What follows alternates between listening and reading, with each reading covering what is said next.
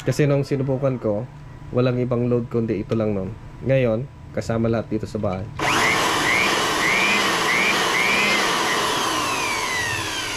Ayun o. Namatay siya.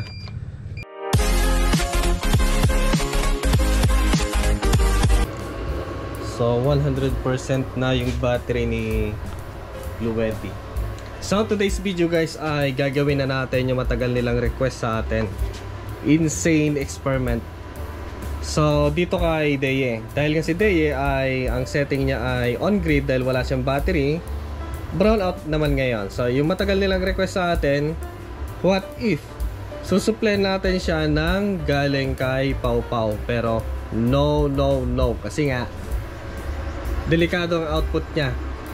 Mga device ko dito pag nakasaksak hindi makakontrol. Si Deye meron siyang display at dito kinokontrol.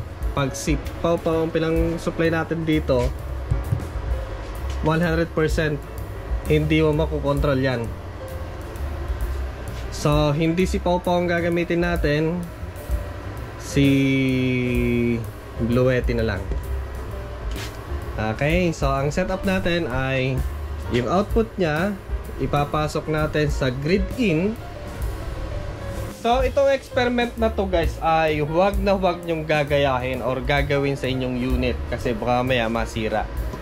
Okay, so dito ay nai-wiring ko na siya. Eto, nasa loob na at sinubukan ko na rin. Pero wag nyong gagayahin. Ano? Ayan lang. Maraming salamat nga pala kay Sir Leo kasi alam niya yung pangangailangan natin. Wow.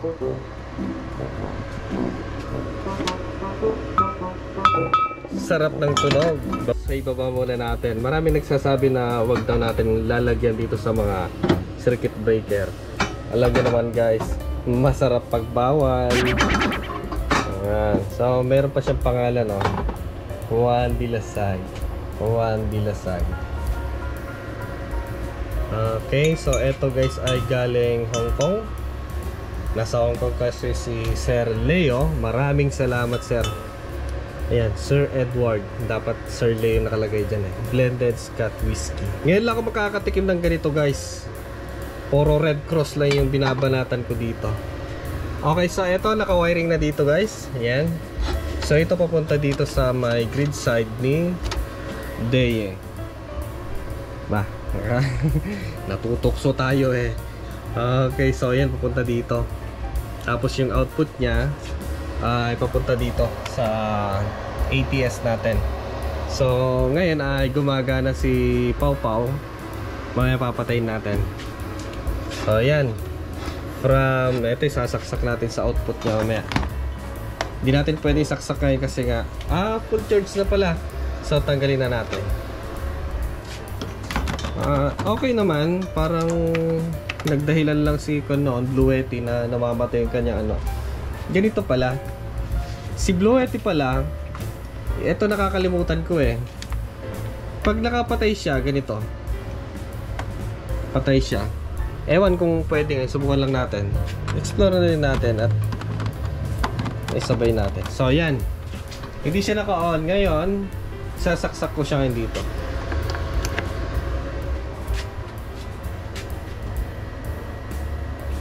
Uy, gising. Wala, fully charged siya eh.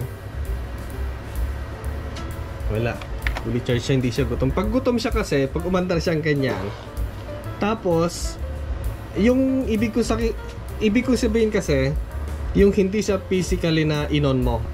Tapos pag nag-on siyang ganyan at gutom siya, nagcha-charge na galing sa grid, eh pinindot mo yung ano, hindi mo siya inon talaga. Nag-on siyang kusang ganyan kasi may nasagap siyang grid at nag-charge. Ngayon gagamitin mo yung AC. Parang ganon. So kapag biglang nag-brown out, mamamatay siya. Ayan, yun pala. So kailangan pala physically na talagang i-on mo siya. Yan, kumbaga tanggalin natin dito. Then i-on natin ganun. Yan. Yan ang talagang ano gagana yung kanyang UPS. Tapos on natin yung AC. Tapos saksak natin gana.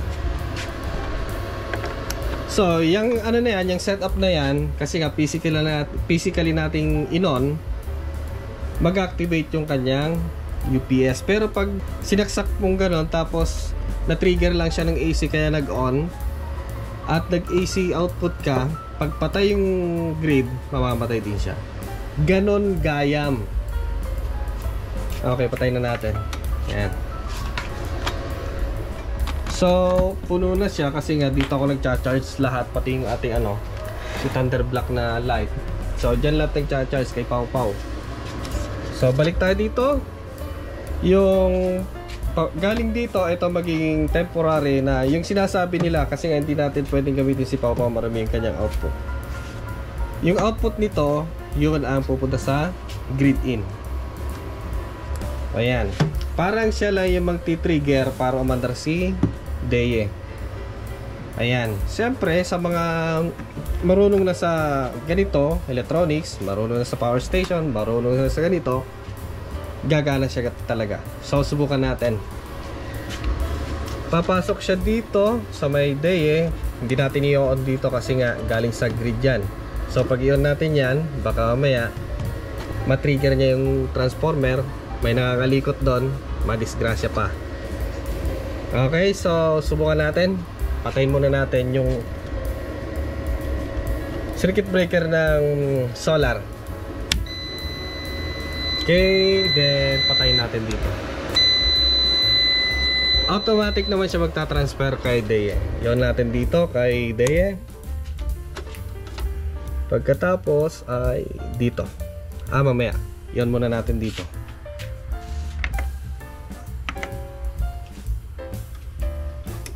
So ito yung sasaksak natin papunta dito, papasok sa Deye. Okay, so hindi pa naka-on. Yun, hintayin natin. Ayun, so na-detect na niya yung AC. Then ayun, naka-on na pala.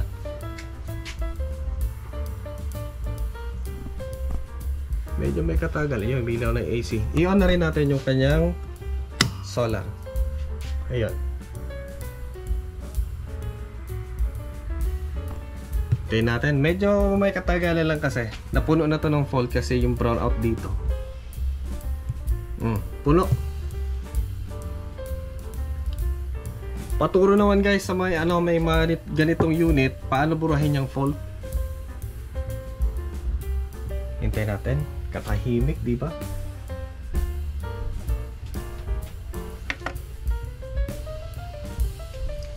Sandali, akyatin ko lang yung akyatin ko lang yun, kunin natin yung CT, lagay natin dito. And guys, nakalagay na yung limiter natin. Limiter ang alam ko dito. Tama ba yung sabi kong CT? Limiter sensor. Tagal.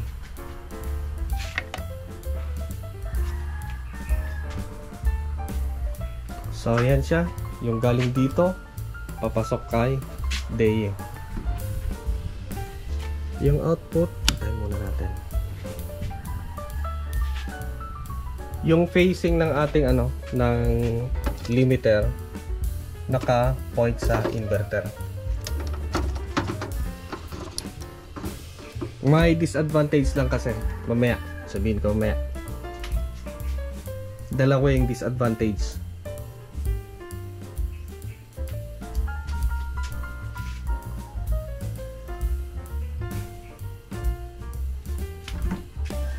Wala siyang kinakain,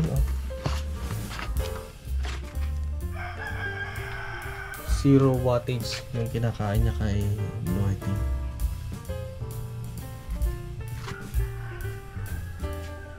Tagal. Patay oras to. Sorry guys, pasensya na pala. Naka 50 pala to, so wala ka mahihintay talaga dyan. Set muna natin ng 60 kasi 60 Hz si Deye. Sorry. Okay. So wala tayong mahihina. Bakit? Papatay pa ba ulit? Okay. 60 Hz.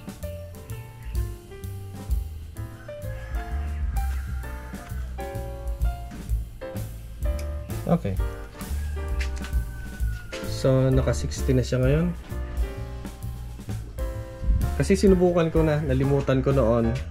At nalimutan ko ulit ngayon, naka 50 pa lang. Tagal kong naghintay no. So hindi siya mag-e-engage pag 50 yung source at naka 60 tayo dito. Yan o. Pwede ko ilipat natin sa 60. Ay 50.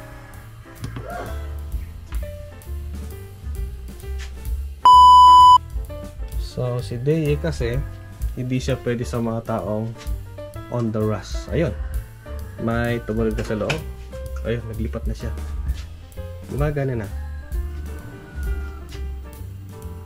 Ayun, nag-zero na yung grid natin. So hindi ko alam kung pwede to sa ibang mga unit na hindi maselan yung kanyang output. Dito kasi maselan to eh. Pag naramdaman niya parang may nagba-bounce back na kuryente, papatay niya yung inverter niya. Yan. Lalo kung malakas yung harvest. So subukan natin. Ayun o.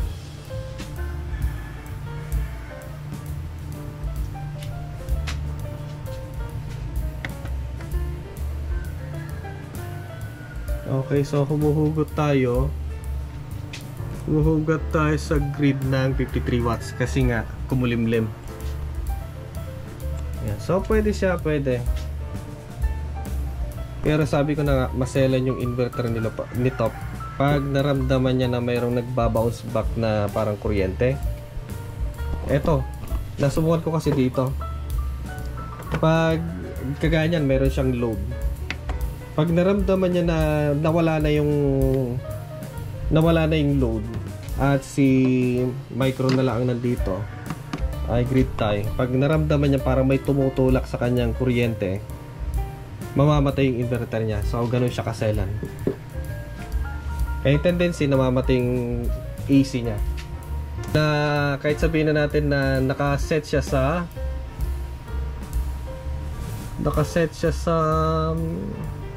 no export to city tapos naka 00. Pero meron pa rin yung sudden na parang may bubuga niya sa grid dito sa inverter. Meron yung mga sudden na may tutulak niya na pabalik. So ang tendency dito yon, mariread niya na hanggang 300 watts. Kaya 300 watts yung ano niya, yung na-detect niya dito. Pero pagdating dito ay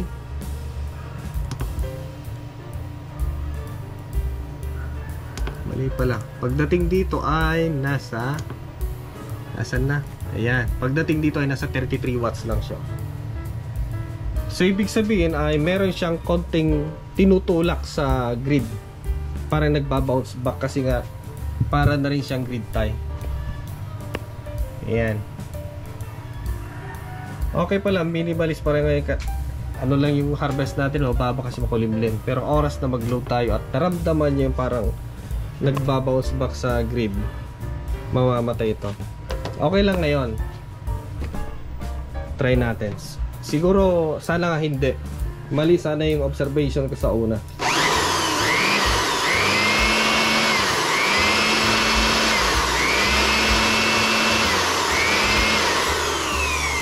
So, hindi natin mahintay na ganun yung mangyari kasi nga mababa yung harvest natin sa solar.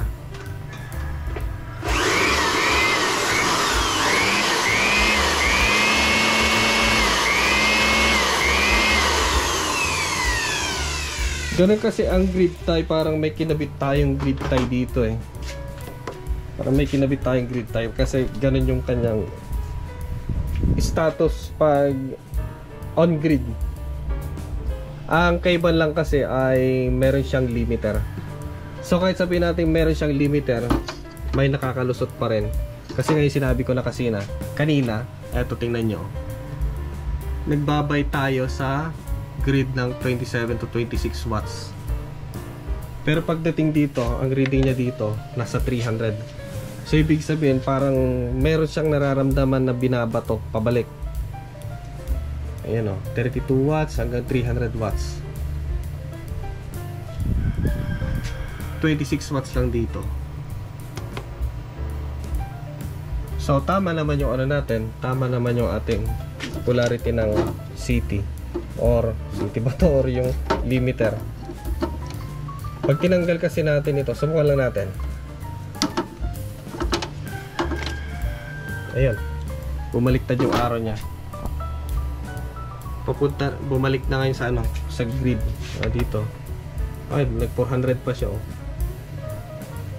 So meron siyang sudden na hindi naman 100% talaga na malilimita niya yung dadaan dito sa ano.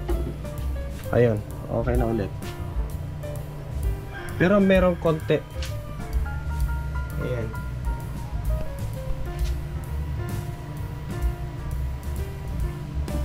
Yan yata yung tinatawag nilang power factor na may babalik natin sa grid na may ko-convert into load.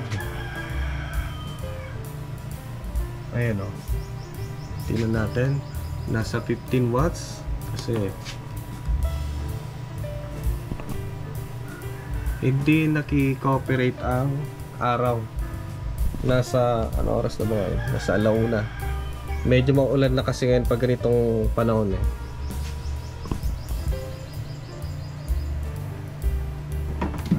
Pero halos wala siyang kinakain sa ano, sa Bluetti.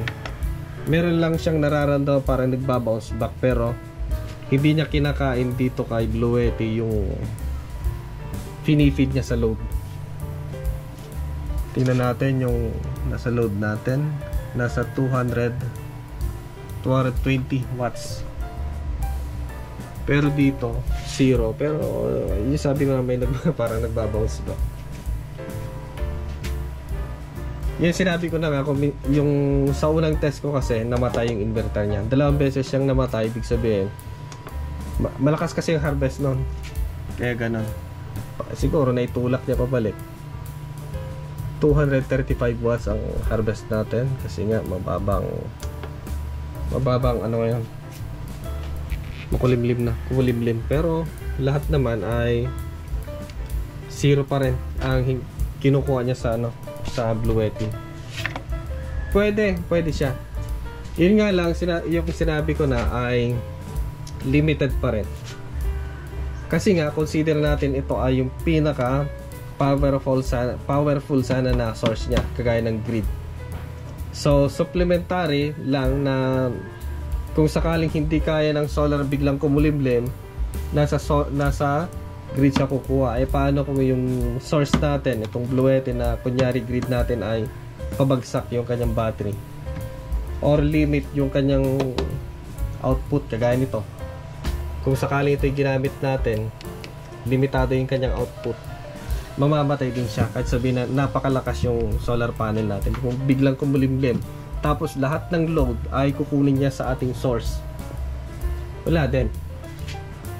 Mas maganda pa rin talaga na meron siyang battery.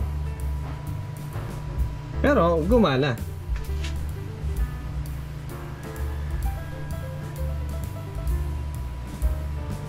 So pwede na yan, pwede yung ganyang orientation.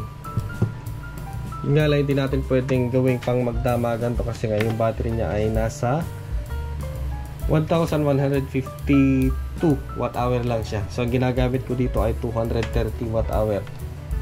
So 6 to 6 yun. Ito hindi pwede, hindi niya kaya.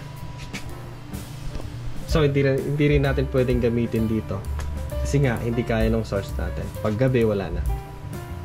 So balik tayo ulit kay Pau kasi nga ito yung pang overnight namin. Pero puno na yung kanyang battery. So pwede lang tayo mag-experiment ng ganito. Yung tanong nila at suggestion nila na pwede ba? O ngayon guys, wala na tayong kinukuha sa grid natin o naka-0 na dito. 0 na yung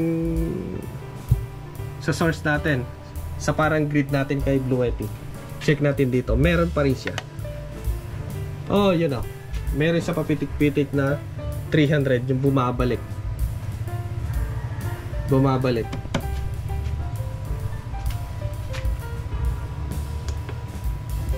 So hindi siya kumbaga 100% na hindi niya na itutulak pabalik. Pero ito pa no, malaking tulong na meron siyang limiter. Ito yung kumbaga nagdidikta na wag mag-supply ng kuryente, mag-supply ng power to grid. Para siyang ganon. Yun ang observation ko. Correct nyo na lang ako guys sa comment section kung mali yung mga pinagsasabi ko. Try natin ulit kung mag-shutdown. Kasi nung sinubukan ko, walang ibang load kundi ito lang nun. Ngayon, kasama lahat dito sa bahay.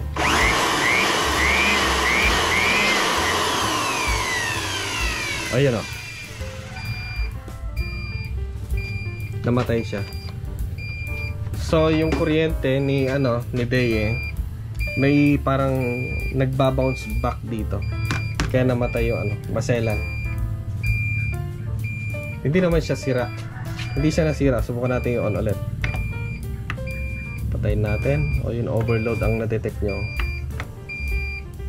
Kasi nga nagbabounce back yung galing sa solar na itutulak niya pabalik sa grid. Okay sana sa grid kasi nga malaking generator yan, malaking company. Hindi nila mararamdaman yan.